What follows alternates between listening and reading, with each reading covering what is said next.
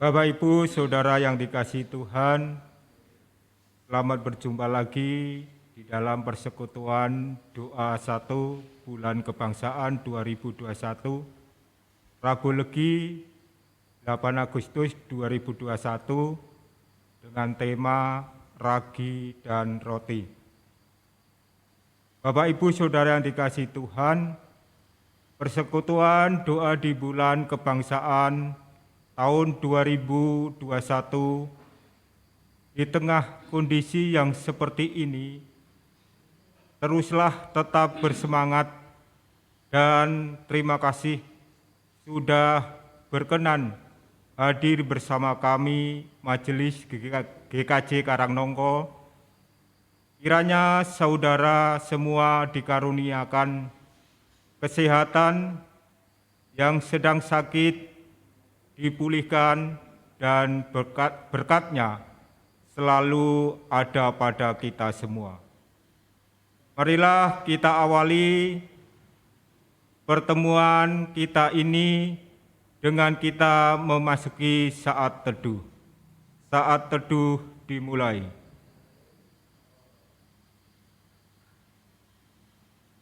Saat teduh selesai. Pujian adalah kekuatan, pengharapan, dan juga penghiburan bagi kita. Marilah kita memuji Tuhan dengan kita menyanyikan Kidung Jemaat 26 bait 1 dan 2. Mampirlah dengar doaku.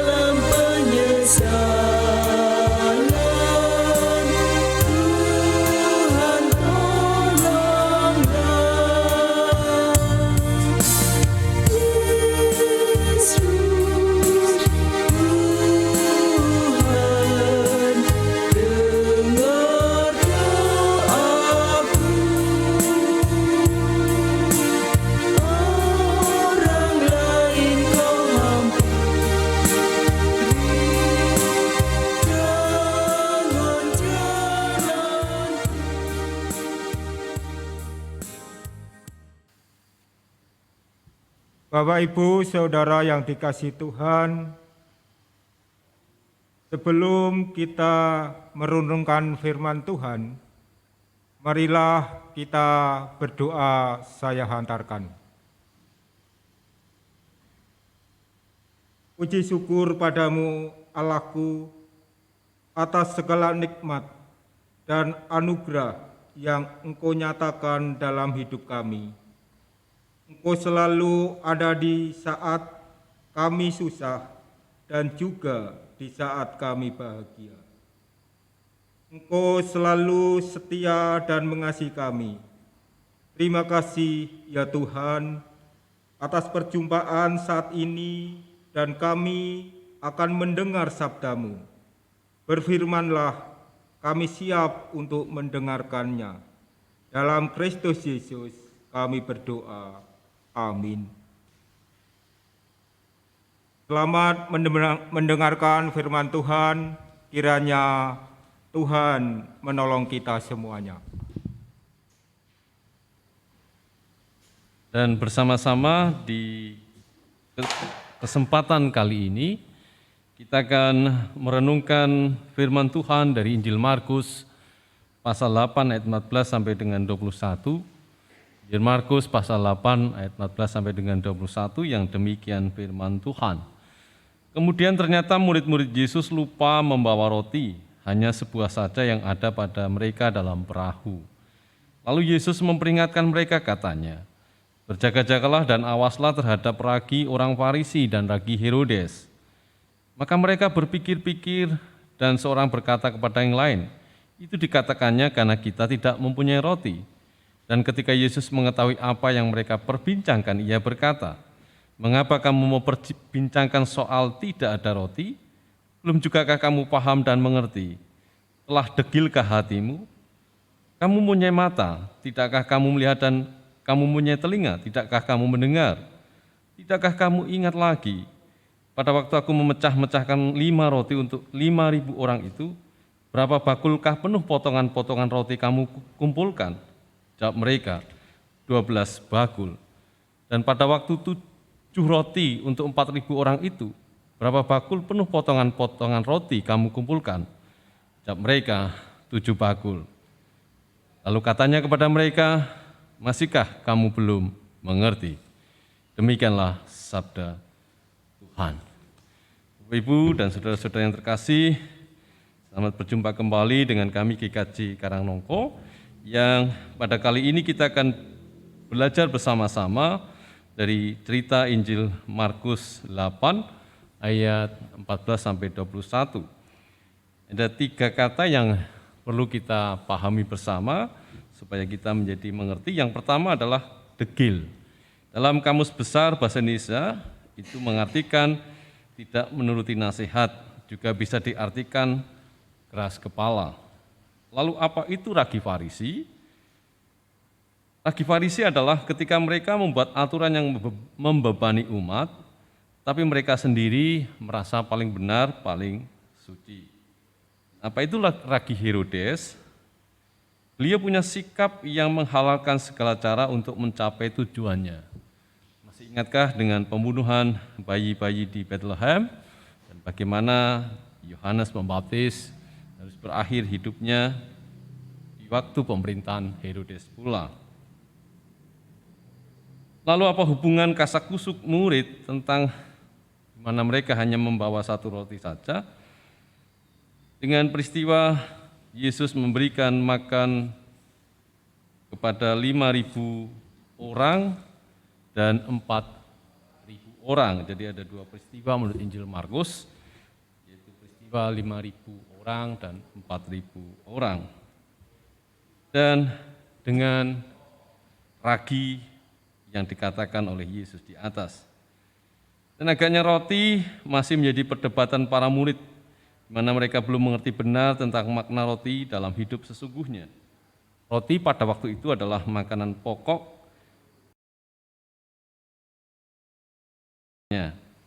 Jadi mereka bekerja untuk pemenuhan kebutuhan makan, salah satunya adalah roti.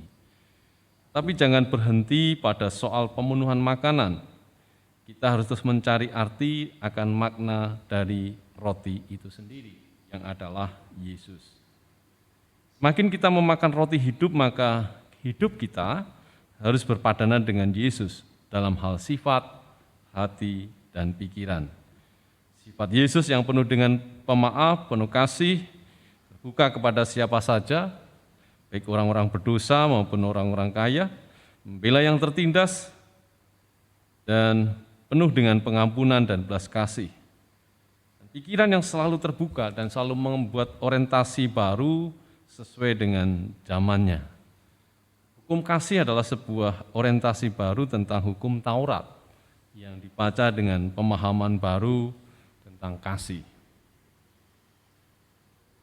Jadi kalau selama ini kita mengaku sudah makan roti hidup, pada pemahaman kali ini mungkin roti hidup itu bisa diartikan dengan perjamuan kudus, tetapi sikap hidup kita masih saja sama dengan hal-hal yang lampau, iri hati, suka marah, pendendam, tidak mudah mengampuni, gampang tersinggung, sakit hati, licik, tidak murni dalam tujuan, keras kepala dan paling benar sendiri. Itu artinya roti yang kita makan sudah kemasukan ragi Farisi dan ragi Herodes.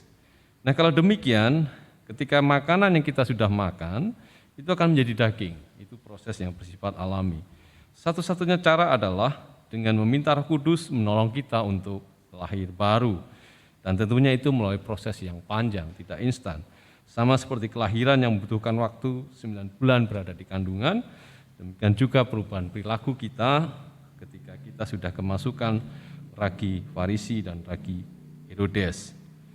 Dan di samping itu membutuhkan dukungan dan kepercayaan dari orang-orang sekitar kita tentang perubahan perilaku, sikap hidup kita. Kiranya Tuhan menolong kita. Amin.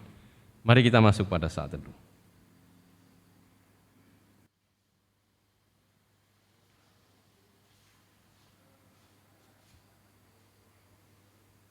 Bapak, Ibu, dan Saudara yang dikasihi Tuhan, marilah kita berdoa.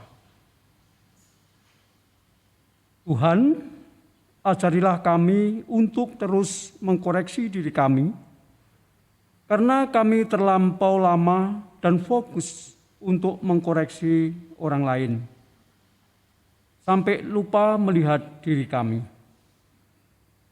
Ibarat gajah di pelupak mata, tak nampak. Debu di orang lain kami lihat dengan jelas. Ampunilah kami ya Tuhan. Kiranya Engkau menyembuhkan kami yang sakit dan memberkati keluarga kami yang merawatnya. Kami juga mohon berkat-Mu ya Tuhan untuk setiap belajar dari anak-anak kami. Juga kami yang sudah dewasa, seringkali merasa sudah lulus, sudah cukup, sehingga kami malas dan enggan belajar. Padahal kehidupan ini adalah arena belajar terus-menerus sepanjang hayat kami. Seperti cara bersekutu dengan online adalah proses baru yang harus terus kami belajar. Terima kasih ya Tuhan, berkatilah rezeki, berkatilah kesehatan, berkatilah perjalanan dan hidup kami. Dalam nama Yesus kami berdoa dan mengucap syukur. Amin. Bapak, Ibu, dan Saudara yang dikasihi Tuhan, marilah kita terus memuji Tuhan dalam setiap keadaan kita. Mari kita pujikan Kidung Jemaat 416, Tersembunyi Ujung Jalan.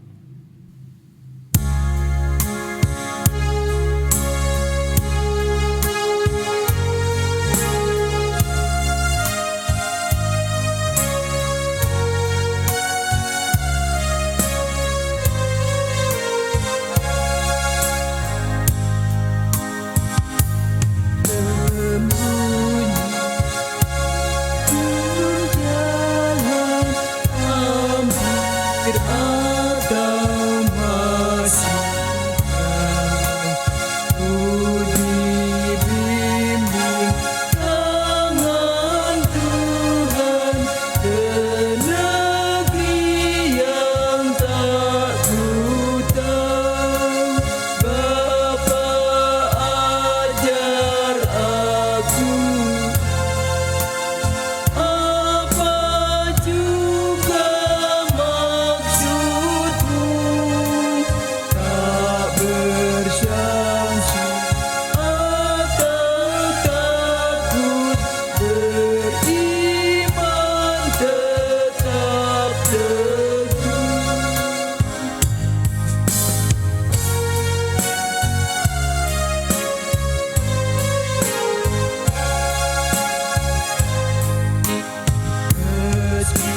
langkahmu semua tersembunyi bagi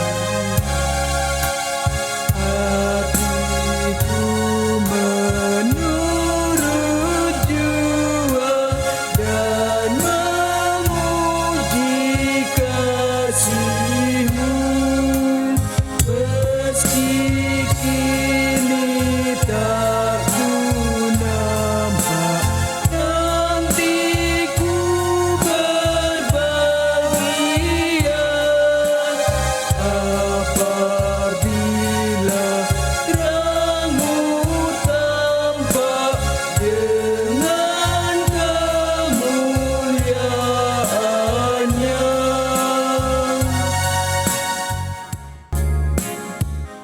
Bapak, Ibu, dan saudara yang dikasihi Tuhan, demikianlah perjumpaan kita kali ini. Terima kasih atas kehadirannya. Tentu saja selama pertemuan ini ada kekurangan dan kesalahan kami mohon maaf.